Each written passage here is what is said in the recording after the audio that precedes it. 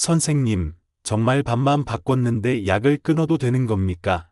73 오세환님의 떨리는 목소리가 진료실을 가득 메웠습니다.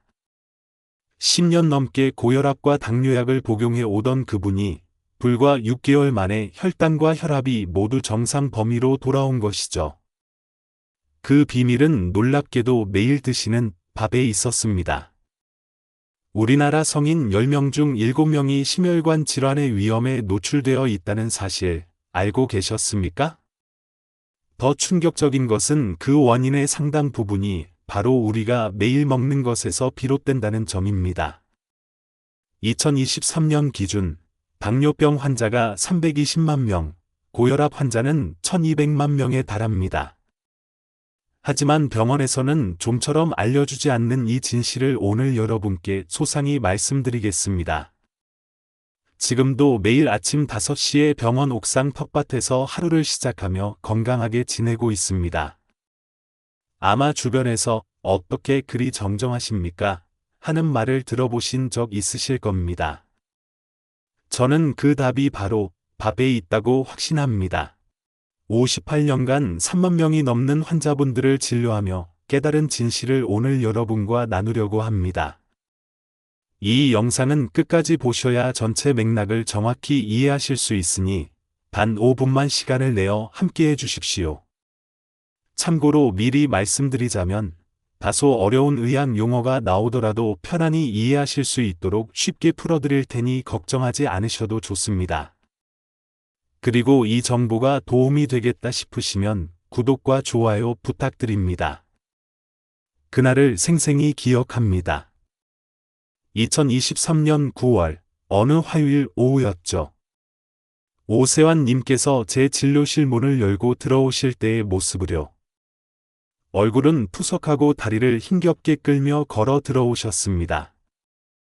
선생님, 심장이 자꾸만 두근거리고 손발이 부어서 숨쉬기조차 힘듭니다.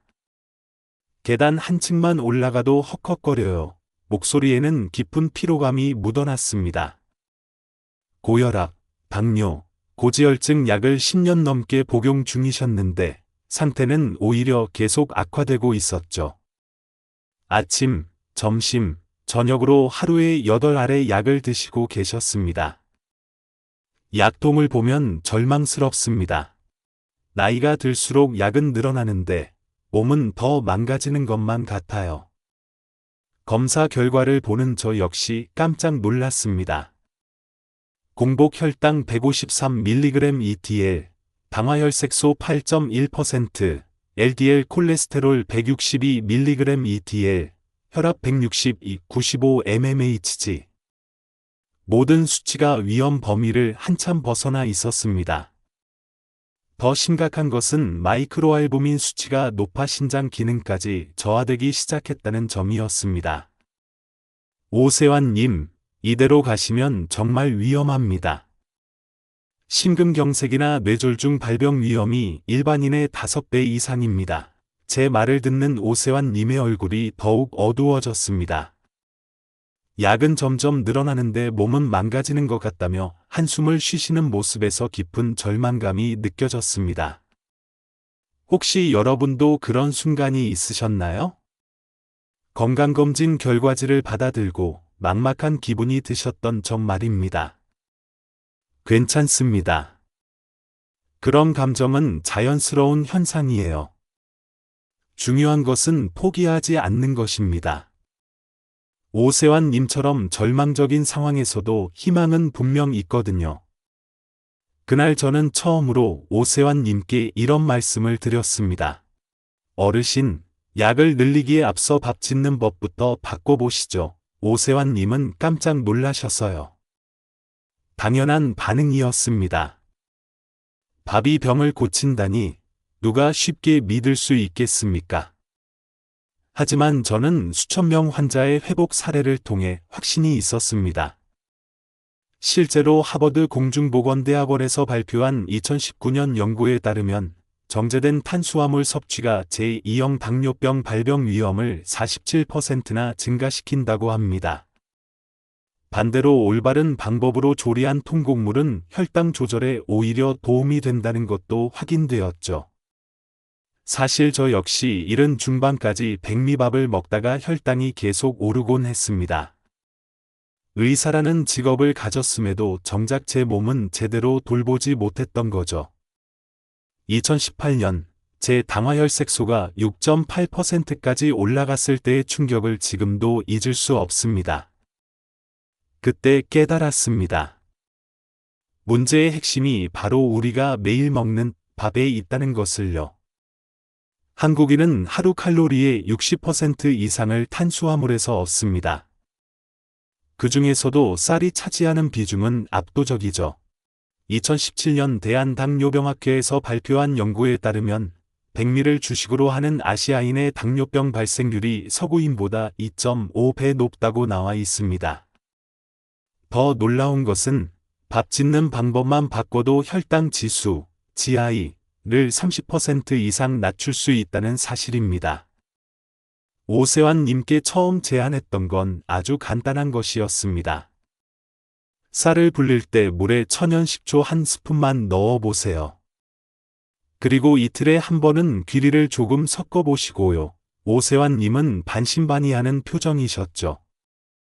정말 그것만으로 될까요?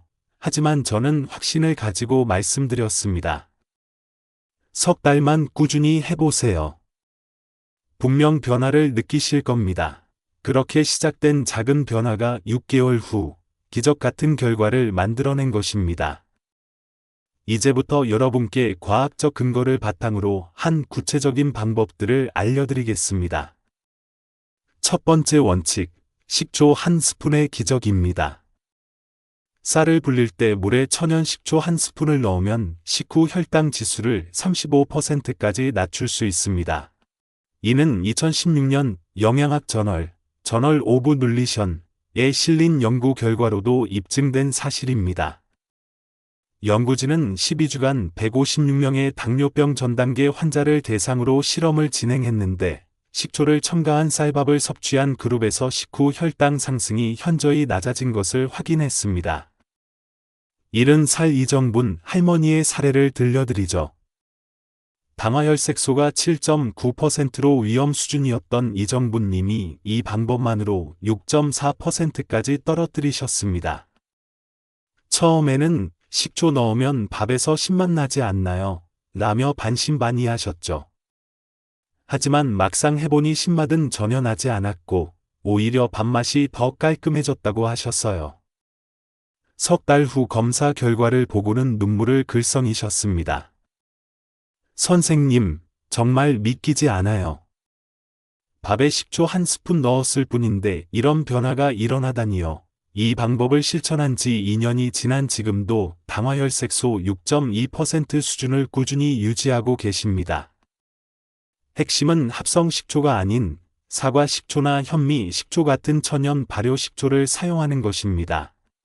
천연 발효 과정에서 생긴 초산, 어시틱 애시드, 이 전분의 소화 속도를 늦춰 혈당의 급격한 상승을 억제하기 때문입니다. 또한 초산은 근육의 포도당 흡수를 촉진하고 간에서 당 생성을 억제하는 효과도 있습니다. 다만 위염이 있으신 분들은 소량부터 시작하시거나 전문가와 상의하시길 바랍니다.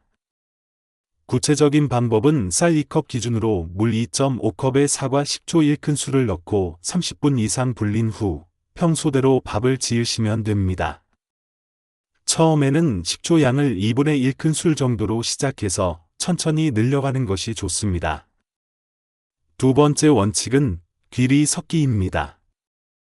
백미의 귀리를 53스푼 정도가 적당하며 점차 양을 늘려가시면 됩니다. 세 번째 원칙은 강황 한 스푼의 효과입니다. 밥을 지을 때 강황 가루 한 티스푼을 넣으면 염증 지표, CRP가 35% 줄고 혈관 내피 기능이 개선됩니다. 이는 2018년 순환기학 저널 서큘레이션에 발표된 연구에서 확인된 내용입니다. 75살 박종훈 어르신은 이 방법을 통해 수축기 혈압이 150mmHg에서 130mmHg로 내려갔습니다. 선생님, 처음에는 밥이 노란색이라 좀 어색했는데 지금은 이 색깔이 없으면 오히려 밥맛이 안 나는 것 같아요. 카레 같은 향이 은은하게 나서 식욕을 돋우더라고요. 박종훈 님의 부인도 함께 드시기 시작했는데 관절염 통증이 많이 줄었다고 기뻐하셨어요. 강황의 커큐민 성분이 혈관의 염증을 줄이고 혈류를 개선하는 효과가 있기 때문입니다. 또한 커큐민은 강력한 항산화 작용으로 혈관 내피세포를 보호하고 동맥경화 진행을 늦추는 역할도 합니다. 인도에서 심혈관 질환 발생률이 상대적으로 낮은 이유 중 하나가 바로 강황을 많이 섭취하기 때문이라는 연구 결과도 있습니다. 흡수율을 높이기 위해 들기름 한 방울을 함께 섞으면 더욱 좋습니다. 커큐민은 지용성이라 기름과 함께 섭취할 때 흡수율이 20배 이상 높아집니다. 다만 강황은 혈액 희석 작용이 있으니 혈전용 해제를 드시는 분들은 반드시 전문의와 상담하시길 바랍니다. 네 번째이자 마지막 원칙은 밥을 반드시 식혔다가 다시 데워 드시는 것입니다. 밥을 지은 뒤 30분 이상 식혔다가 다시 데우면 저항성 전분이 18% 증가하고 포만감은 3배 이상 길어집니다. 이는 스리랑카 화학대학에서 발표한 2015년 연구 결과입니다. 69살 나경숙 할머니는 이 습관 하나로 장기 복용 중이던 혈당약을 절반으로 줄이셨습니다. 밥이 차가워지면 맛없을 줄 알았는데 다시 데우니까 오히려 더 맛있더라고요.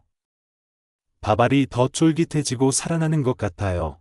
매일 밥을 한 번에 지어 식힌 뒤 식사 때마다 필요한 만큼 덜어 중불에서 천천히 데워 드셨습니다.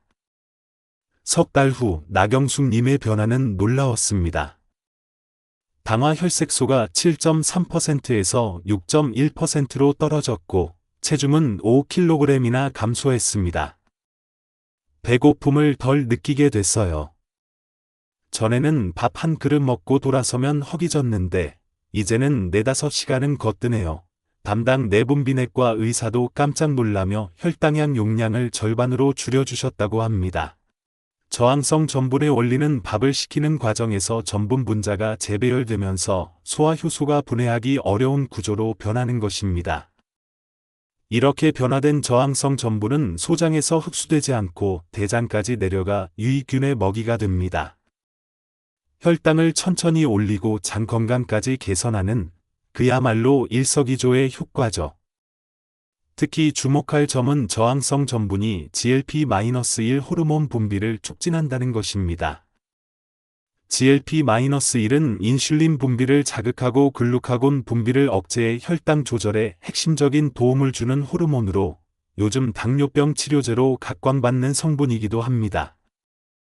밥을 소분해 냉장 보관 후 팬에 데우는 방식이 가장 효과적입니다. 급하게 높은 온도로 데우면 저항성 전분이 다시 일반 전분으로 변할 수 있으니 팬에 물을 조금 두르고 약한 불에서 5에서 7분 정도 천천히 데우는 것이 가장 좋습니다. 혹시 여러분은 오늘 아침 어떤 밥을 드셨나요? 밥 짓는 법 하나로 건강이 달라질 수 있다는 사실을 알고 계셨나요? 오늘 저녁부터 딱 하나만 바꿔본다면 어떤 걸 먼저 시도해 보시겠습니까? 처음에 말씀드린 오세환 님의 이야기로 다시 돌아가 보겠습니다. 6개월 후 재검사 결과는 실로 놀라웠습니다. 공복 혈당 98mg ETL, LDL 콜레스테롤 115mg ETL, 혈압 125/82 mmHg. 모든 수치가 정상 범위로 돌아온 것이죠. 더욱 놀라운 것은 마이크로알부민 수치도 정상화되어 손상되었던 신장 기능까지 회복되었다는 점이었습니다. 선생님, 정말 꿈만 같습니다. 밥만 바꿨을 뿐인데 이런 일이 일어나다니요. 오세환 님이 말씀하시며 눈물을 글썽이셨습니다. 그때 저도 가슴이 뜨거워지는 것을 느꼈습니다. 58년간 의사로 살아오면서 가장 보람된 순간 중 하나였습니다. 환자분이 건강을 되찾는 모습을 보는 것보다 더 큰 기쁨은 없거든요. 오세환 님의 변화는 단순히 숫자상의 개선이 아니었습니다. 밤에 잠을 푹 자게 되었고 아침에 일어나는 게 이렇게 개운할 줄 몰랐습니다. 전에는 밤 화장실을 서너 번씩 가야 했는데 이제는 한 번도 깨지 않아요. 수면의 질이 개선되면서 전반적인 컨디션이 좋아진 것입니다. 손발 부종도 완전히 사라졌습니다. 양말 자국이 깊게 파일 정도로 붓고 신발이 꽉 끼었는데 이제는 말끔히 사라졌어요. 계단 오르기가 한결 수월해졌고 산책도 30분 넘게 할 수 있게 되었습니다.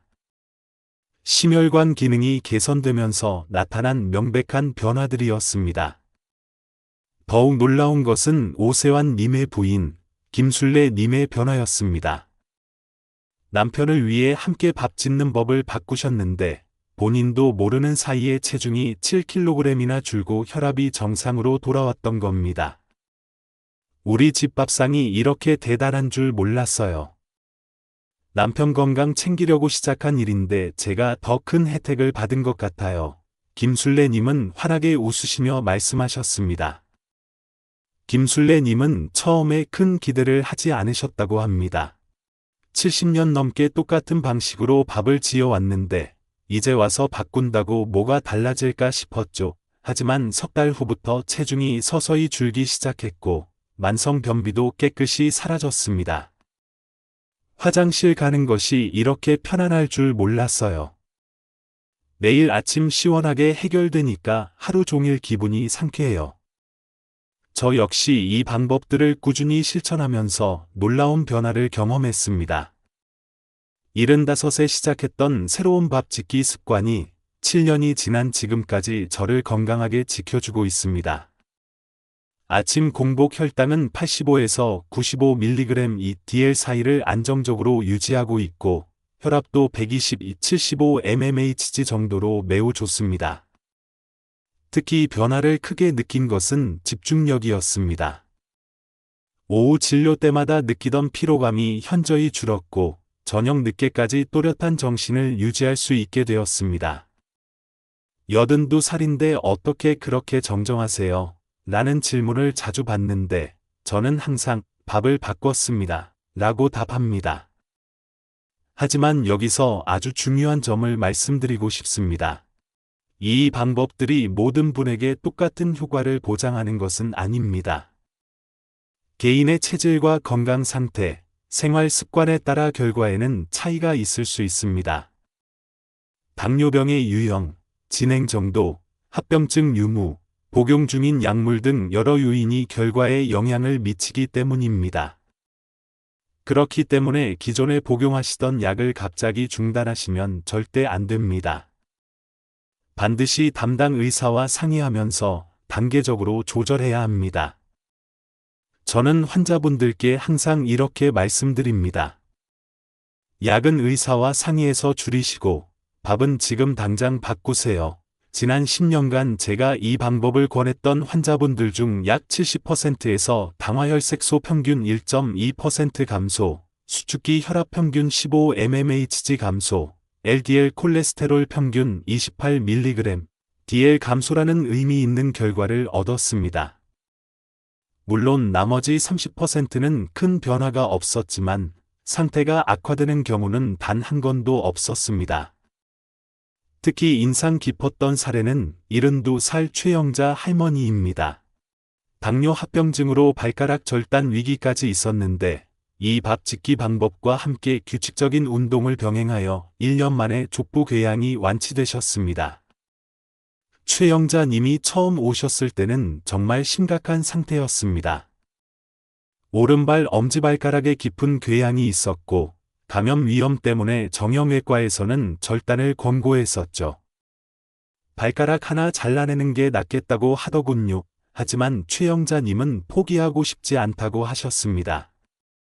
선생님, 정말 마지막 기회라고 생각하고 뭐든 해보고 싶어요. 그래서 밥 짓는 방법을 바꾸는 것과 함께 매일 30분씩 실내 자전거 타기, 꼼꼼한 발 관리법까지 종합적으로 지도해 드렸습니다. 석 달 후, 궤양이 서서히 아물기 시작했고 6개월 후에는 3살이 돋아났습니다. 1년 후 최영자 님이 제 진료실에 찾아오셨을 때 저는 제 눈을 의심했습니다. 선생님, 제 발이 이렇게 다시 건강해질 줄은 꿈에도 몰랐어요. 발가락을 보여주시며 환하게 웃으시는 모습에서 깊은 감동을 받았습니다. 이제는 매일 1시간씩 동네를 산책하신다고 하더군요. 그런데 이런 질문을 하시는 분들이 참 많습니다. 선생님, 이렇게 좋은 방법이 있는데 왜 병원에서는 알려주지 않나요? 솔직히 말씀드리면 현재 의료 시스템에서는 약물 처방에 더 집중하는 경향이 있습니다. 진료 시간이 제한적이고 생활 습관 개선은 시간이 오래 걸리며 효과를 단기간에 입증하기 어렵다는 인식이 있기 때문입니다. 또한 의료진 교육 과정에서도 영양학이나 생활의학보다는 약물학에 더 많은 시간을 할애하는 것이 현실입니다. 저 역시 의과대학에서 배운 것은 주로 약물 치료였습니다. 이런 생활 습관의 중요성을 깨닫게 된 것은 오랜 임상 경험을 통해서였죠. 하지만 저는 환자들을 보면서 깨달았습니다. 근본적인 치료는 생활에서 시작된다는 것을요. 약은 증상을 조절할 뿐 원인을 해결하지는 못합니다. 마치 물이 새는 집에서 물을 퍼내기만 하고 구멍은 막지 않는 것과 같죠. 실제로 2020년 대한가정의학회 연구에 따르면 생활습관 개선만으로도 당뇨병 전 단계 환자의 58%가 정상 혈당으로 돌아갔다고 합니다. 그 중에서도 식사요법의 효과가 가장 컸습니다. 운동이 25%, 금연이 10%, 체중 관리가 20%의 기여도를 보인 반면 식사 개선은 45%의 기여도를 보였습니다. 이제 구체적인 실천 방법을 정리해 드리겠습니다. 첫째, 단계적으로 시작하세요. 처음부터 4가지를 모두 적용하려 하지 마시고 한 가지씩 차근차근 늘려가시면 됩니다. 가장 쉬운 것부터 시작하는 것이 중요해요. 개인적으로는 식초 넣기부터 시작하시길 권합니다. 가장 간단하면서도 효과를 빨리 느낄 수 있거든요. 첫 주에는 식초만, 둘째 주에는 귀리 추가, 셋째 주에는 강황까지, 넷째 주에는 식혔다 데우기까지. 이렇게 한 달에 걸쳐 천천히 적응해 가시면 됩니다. 둘째, 가족과 함께 하세요. 혼자 하는 것보다 온 가족이 함께 할 때 지속성이 훨씬 높아집니다. 오세환 님 부부처럼 서로가 서로의 동기부여가 되어주거든요. 특히 요리를 담당하시는 분이 먼저 시작하시면 자연스럽게 온 가족이 동참하게 됩니다. 셋째, 변화를 기록하세요. 혈당, 혈압, 체중, 컨디션 등을 간단히라도 적어두시면 변화를 객관적으로 확인할 수 있어 지속하는 데 큰 동기부여가 됩니다. 스마트폰 메모장이나 작은 수첩이면 충분합니다. 넷째, 인내심을 가지세요. 보통 2~3개월 정도 지나야 눈에 띄는 변화를 느낄 수 있습니다. 처음 한 달간 큰 변화가 없더라도 포기하지 마세요. 우리 몸이 새로운 습관에 적응하는 시간이 필요하거든요. 다섯째, 완벽을 추구하지 마세요. 가끔 깜빡하거나 바쁜 날에는 평소대로 밥을 지어 드셔도 괜찮습니다. 일주일에 70% 정도만 지켜도 충분한 효과를 볼 수 있어요. 스트레스 받으면서 하는 것보다 여유롭게 지속하는 것이 훨씬 더 중요합니다. 여기서 하나 더. 밥과 함께 드시는 반찬의 중요성도 강조하고 싶습니다. 아무리 좋은 밥을 드셔도 기름지고 짠 반찬을 많이 드시면 효과가 반감됩니다. 가능하면 나물류, 생채소, 된장국 같은 담백한 반찬을 함께 드시길 권합니다. 또한 천천히 꼭꼭 씹어 드시는 식사 습관도 매우 중요합니다. 한 숟갈을 20번 이상 씹으면 포만감이 빨리 오고 혈당 상승도 완만해집니다. 마지막으로 당부드리고 싶은 말씀이 있습니다. 오늘 말씀드린 방법이 만병통치약은 아닙니다. 심각한 질환이 있거나 증상이 악화되는 경우에는 반드시 병원 진료를 받으셔야 합니다. 하지만 예방과 관리 차원에서는 분명히 큰 도움이 될 것입니다. 특히 당뇨병이나 고혈압 가족력이 있으신 분들은 더욱 적극적으로 실천해 보시길 바랍니다. 유전적 소인이 있더라도 생활 습관으로 충분히 예방할 수 있습니다. 오늘 말씀드린 4가지 밥 짓기 습관, 쌀 불릴 때 식초 1스푼, 귀리 섞기, 밥 지은 후 강황 1스푼, 식힌 밥을 다시 데워 먹기. 이것은 단순한 요리법이 아니라 여러분의 생명을 지키는 생활의학입니다. 이 작은 변화 하나하나가 약 대신 여러분의 밥상을 최고의 치료제로 만들어 줄 것입니다. 82살인 지금도 저는 매일 이 방법으로 밥을 짓고 있습니다. 아침 5시에 일어나 텃밭에서 채소를 따고 그것들로 반찬을 만들어 강황 넣은 밥과 함께 먹는 것이 제 하루의 시작입니다.